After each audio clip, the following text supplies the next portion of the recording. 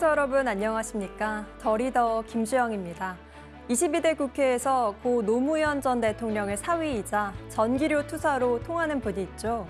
20년간 변호사로서 사회 부조리에 맞섰고 이제는 국회의원으로서 국민의 목소리를 대변하고 있는 더불어민주당 박상원 의원인데요. 오늘 더 리더에서는 삶의 기본 조건이 균등한 사회를 목표로 변화에 앞장서는 더불어민주당 박상원 의원을 모시고 지역구인 종로구의 현안과 진행 중인 정책에 대해서 얘기 나눠보겠습니다.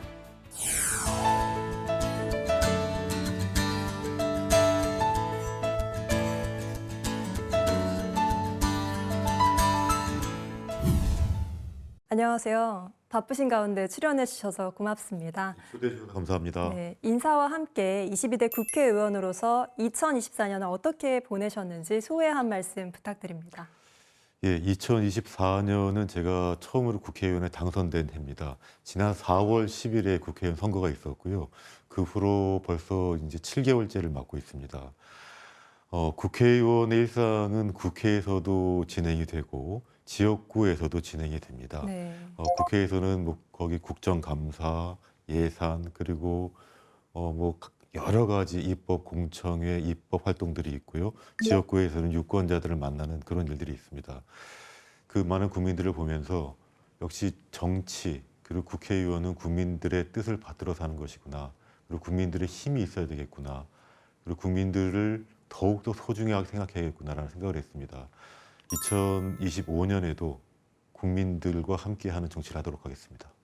오랜 기간 변호사로 근무를 하시다가 정치에 입문하시게 된 특별한 계기가 있으셨나요? 제가 그 결혼을 한 지가 지금 벌써 20년이 넘었습니다. 2003년에 2003년인가요? 예, 2003년에 결혼을 했습니다. 그리고 지금 딸 둘 낳고 아들 하나를 낳았습니다. 지난 20년 동안 저는 그 본의 아니게 그 곽상원 혹은 변호사 곽상원이라고 불리기보다는 그 노무현 대통령의 사위로 더 많이 알려졌고 그 오랜 기간 동안 그 언론에도 참 많이 오르내렸습니다. 네.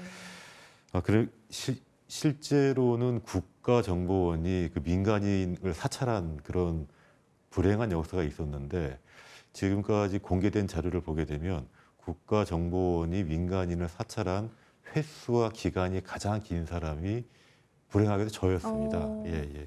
그러니까 무려 30건이 넘는 자료가 있었고 네. 기간도 8년 이상이 진행이 됐었거든요. 그런 것들을 보면서 저는 그 제가 정치를 하는 것, 실제로 직업 정치인이 되는 것이 제 한편으로 제 숙명이라고 생각을 하고 살았습니다. 네. 한편으로는 변호사 업을 하면서도 국가적인 일이나 공익적인 일을 외면할 수가 없었는데요.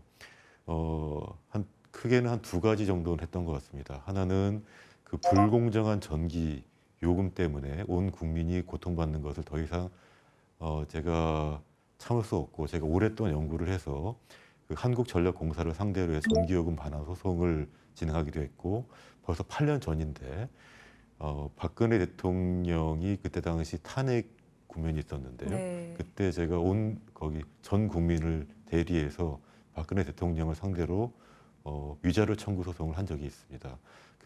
지금 과거에는 국민 중에 일부를 대리해서 일을 했지만 지금은 한편으로는 종로구민, 조금 더 넓게는 전 국민을 위해서 일을 한다고 보시면 되겠습니다. 정치 1번지, 종로의 국회의원으로서 어떤 책임감을 가지고 임하고 계신지요? 예, 제가 이번에 출마해서 당선된 종로구는 오랫동안 정치 1번지라는 수식어가 붙어왔고 네. 그것은 사실 많은 의미가 있습니다. 실제로 많은 종로 구민들은 이렇게 말씀하십니다. 우리는 대통령이 와도 눈 하나 깜빡하지 않는다. 그 네. 정도의 정치적 자긍심이 있는 선거 구민이 있는 곳입니다. 네. 그 말씀은 뭐냐면은 실제로 종로구를 거쳐간 정치인들이 굉장히 많으신데요. 이 종로 구민들은 그 개별 정치인들이 가진 정치적 미래, 그 다음에 정치적 가능성을 보고 판단해 주십니다. 네. 만약에 그 자질이 없거나 미래가 없다고 판단하시면 언제든지 낙선으로 응답을 하시거든요. 네. 한편으로는 한편으로는 정치적 야망 때문에 종로구가 좀 약간 희생된 면도 있습니다. 그래서 정치적 희생감도 조금 있는 곳입니다. 저는 종로구 국회의원으로서 실제로 정치적 자긍심을 보다 북돋우면서 정치적 소외감을 회복시켜드리기 위해서 끊임없이 노력하고 있고요. 실제로 많은 유권자들을 더 많이 만나려고 노력하고 있습니다.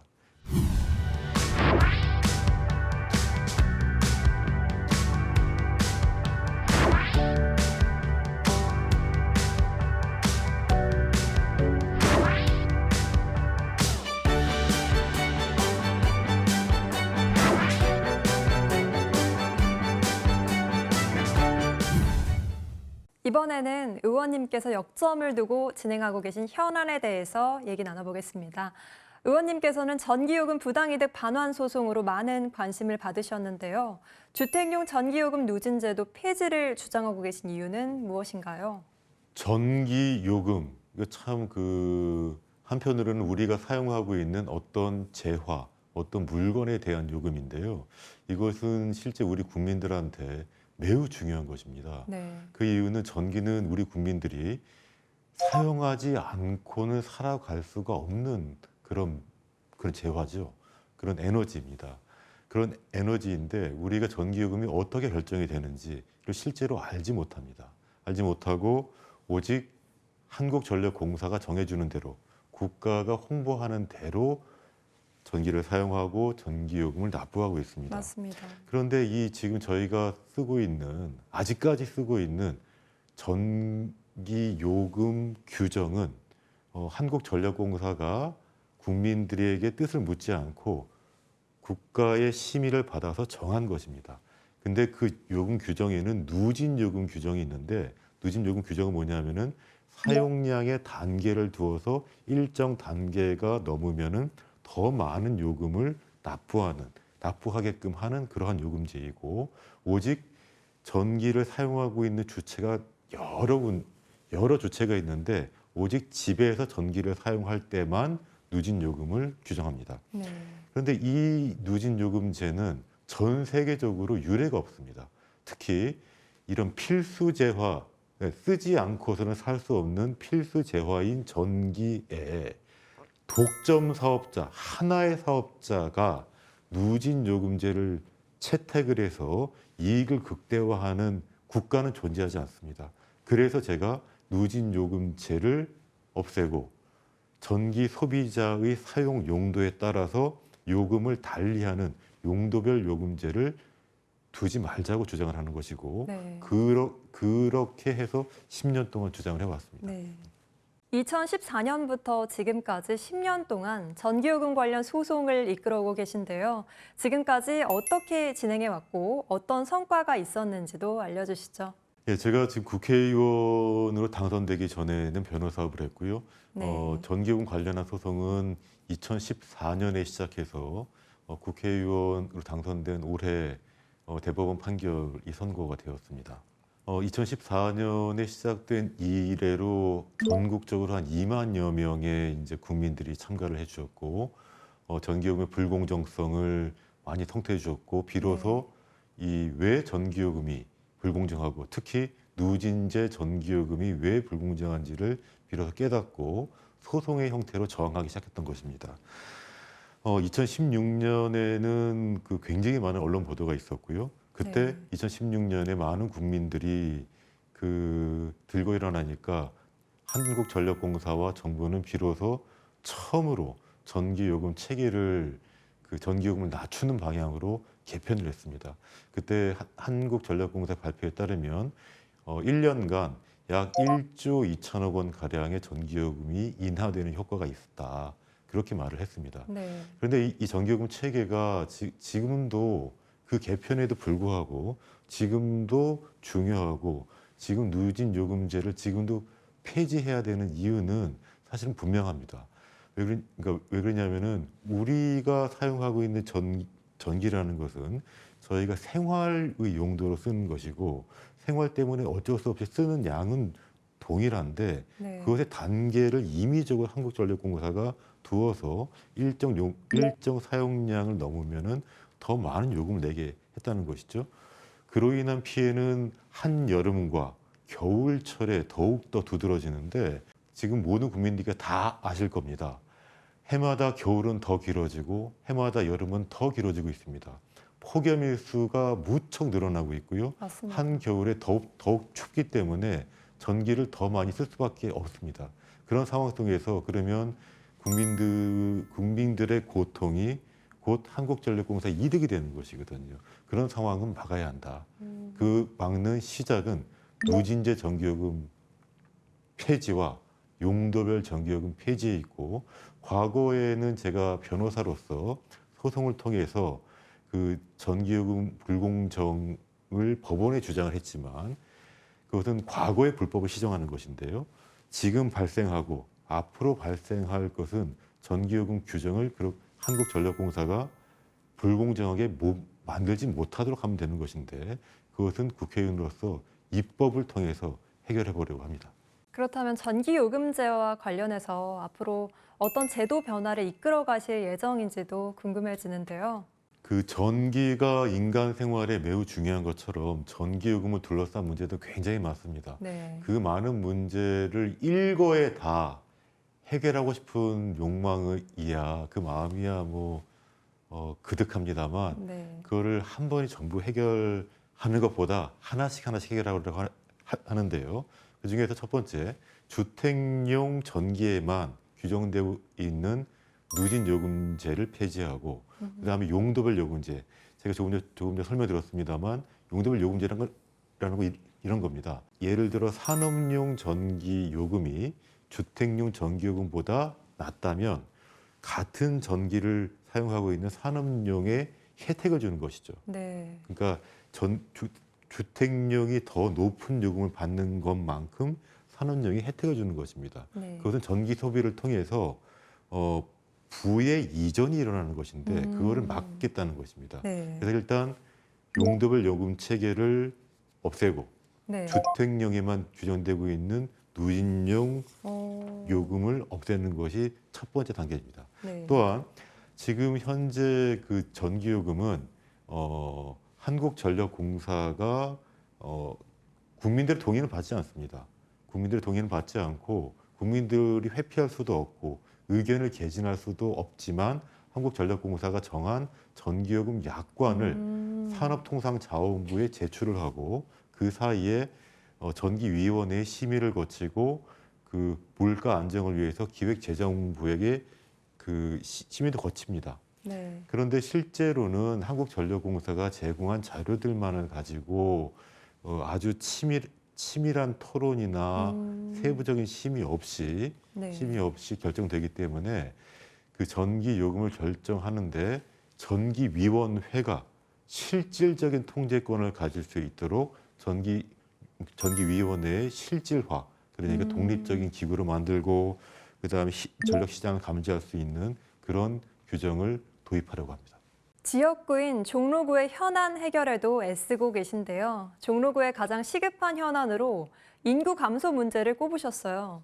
서울시 종로구의 인구 감소라 선뜻 와닿지 않는 부분도 있는데요. 종로의 인구 감소 문제는 어느 정도이고 대책은 무엇인지 궁금합니다. 그렇죠. 지금 말씀하신 것처럼 종로구의 인구 감소 문제라 참 와닿지 않으시죠? 네, 서울 중심지니까요. 예, 실제로 근데 거기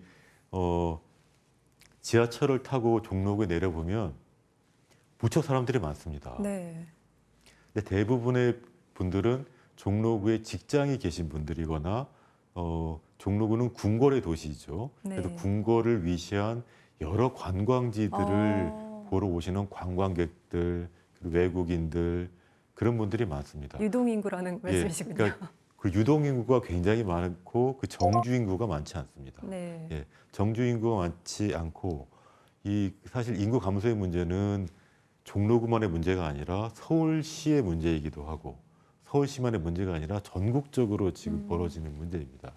우리나라 출산율이 최근 0.7명으로 지금 OECD 국가 중에서 꼴찌라고 합니다. 그러니까 인구 감소 문제가 아주 심각한데요. 네, 그래서 이 인구 감소 문제는 그 전국적인 단위에서 또는 지역적인 단위에서 모두 다 신경 써야 되는 문제입니다. 종로구가 이 서울의 중심이 종로구인데 종로구의 인구가 주는 것만큼 대한민국의 미래가 참 걱정이 됩니다. 그래서 다시 사람이 살 수 있는, 사람이 돌아오는 종로, 사람이 돌아오는 서울로 되어야 됩니다. 실제로 다들 아시는 것처럼 서울의 인구가 줄어들고 종로의 인구가 줄어드는 것은 크게는 두 가지 문제입니다. 주거 비가 점점 올라가고 있기 때문이고 네. 생활 환경이 주거 비에 올라가는 것에 비해서 생활 환경이 역전됐다는 얘기죠. 그러니까 생활 환경은 더욱더 좋아지지 않았다는 것입니다. 네. 그런데 교통의 문제는 더욱더 심각해지고 있다는 것이 않습니까? 그래서 교통의 문제를 해결하고 주거 환경의 문제를 해결하지 않는 한 그 인구는 돌아오지 않을 것이다. 국가적으로는 그 아이를 낳고 싶은 문화, 아이를 낳고 기를 수 있는 제도적, 법적 환경뿐만 아니라 현실적 환경이 정비가 되어야 한다고 네. 생각합니다. 종로는 국내 주얼리 산업의 중심지이기도 합니다. 의원님께서도 1호 법안으로 주얼리 산업의 기반 조성과 지원에 관한 법률안을 발의하셨는데요. 어떤 법안인지 설명 부탁드립니다. 예, 제가 그 법안을 여러 개를 준비를 했는데 가장 먼저 준비가 된 것이 네. 그 주얼리 관련 입법이었습니다. 네. 이 주얼리 관련 입법은 제 지난 총선 공약이기도 했고요. 저 이전에 앞선 총선 출마자 분들 중에서도 많은 분들이 그 공약을 하시기도 했습니다. 네. 앵커님도 그 주얼리를 착용하고 계시죠? 진주 귀걸이를 하고 있습니다. 예. 우리나라에서 사실 거기 뭐 귀걸이, 목걸이 이런 장신구들을 하지 않고 계신 분들은 거의 없고요. 결혼하신 분들은 모두 다 예물을 맞추기 위해서 종로에 한 번쯤 들렸던 기억이 있을 겁니다. 네. 그런데 이제 실제로 주얼리의 문제가 상징적으로 어떤 것이 있냐면은 저도 가끔씩 길을 가다 보면 제 아내한테나 제 딸들한테 사주려고 한번 쓱 한번 들어가 봅니다. 그런데 18K라고 되어 있는 귀걸이가 네. 10,000원이라고 붙어 있어요. 20만 원이 아니고요. 그러니까요. 네. 거기 실제 10,000원짜리가 있습니다. 네. 근데 그거를 제가 믿어야 하나 안 믿어야 하나, 네. 이것이 과연 18K가 맞나 안 맞나, 아, 그런 문제가 있다는 것이죠. 네. 그러니까 이 주얼리 산업이 실제로 대한민국의 대표적인 고부가가치 산업이고 이 세공 기술과 그 디자인 능력이 아주 출중한 그런 사업인데 신뢰가 없다는 것입니다. 네. 신뢰가 없는 이유가 이 주얼리 거래에 통계적으로 보면 주얼리 거래의 70% 이상이 무자료 거래라는 것이에요.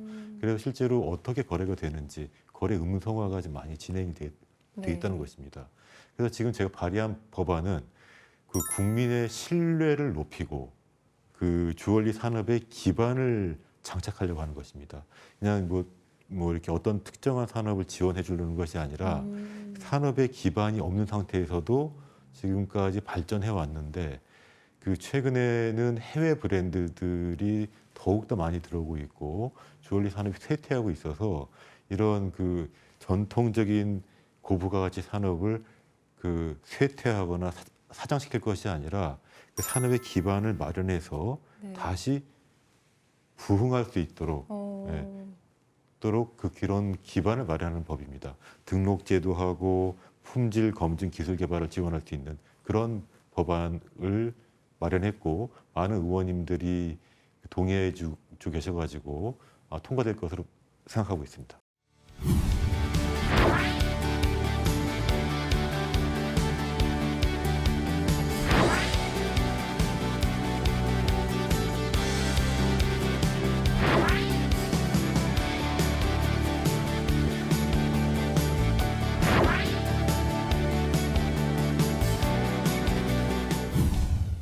이번에는 앞으로의 계획과 목표에 대해서 들어보겠습니다.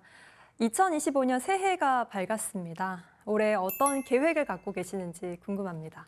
예, 정치인으로서 그리고 국회의원으로서 매일매일 할 일이 있고 1년을 단위로 할 일들이 있습니다.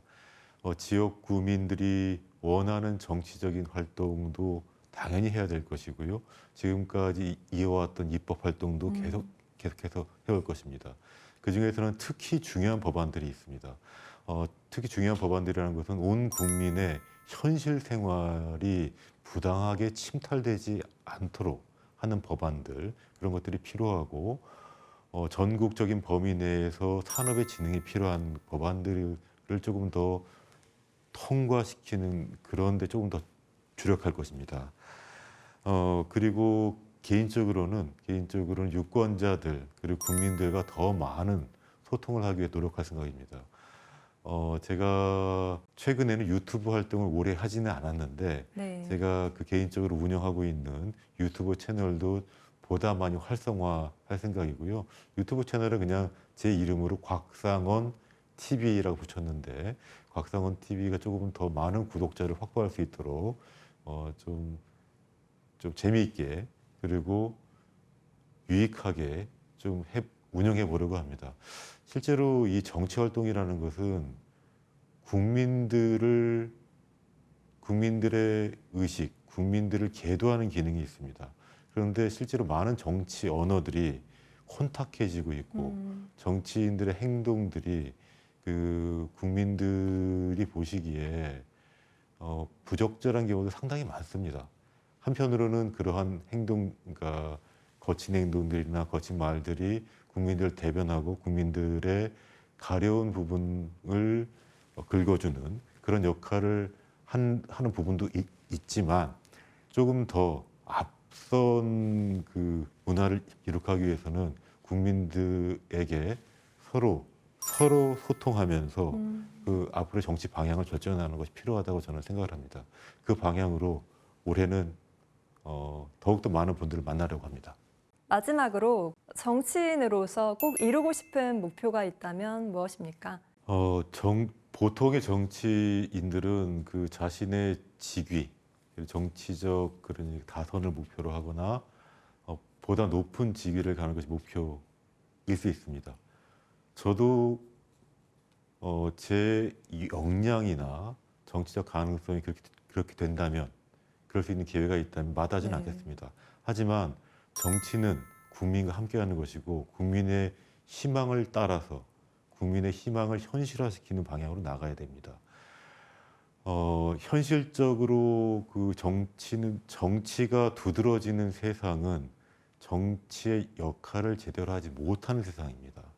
정치인으로서 올해는 지금 벌어져 있는 정치의 문제를 조속한 시일 내에 해결을 하고 정치의 본령의 문제인 국가의 미래, 국민의 미래, 지역의 미래를 보살피는 일에 더 힘쓸 수 있도록 최선을 다하겠습니다. 무엇보다 온 국민 여러분께서 새해 복 더 많이 받으셨으면 좋겠습니다. 그리고 서로 더 복을 주고 받으셨으면 좋겠습니다. 저도 복 많이 드리겠습니다. 제게도 복을 많이 주시기 바랍니다.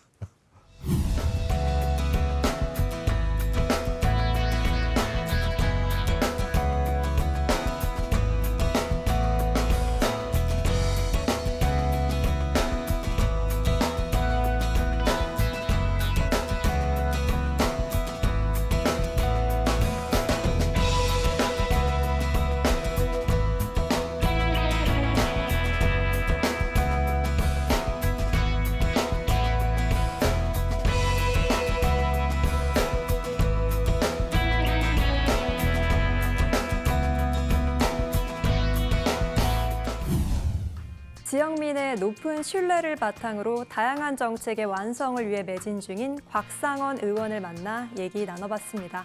앞으로도 지역구를 위해 가장 좋은 방법을 모색하고 부정의하고 불균등한 사회를 개선하기 위해 최선을 다해 앞으로 나아갈 곽상원 의원의 행보를 응원하겠습니다. 오늘 출연해주신 더불어민주당 곽상원 의원님 고맙습니다. 감사합니다.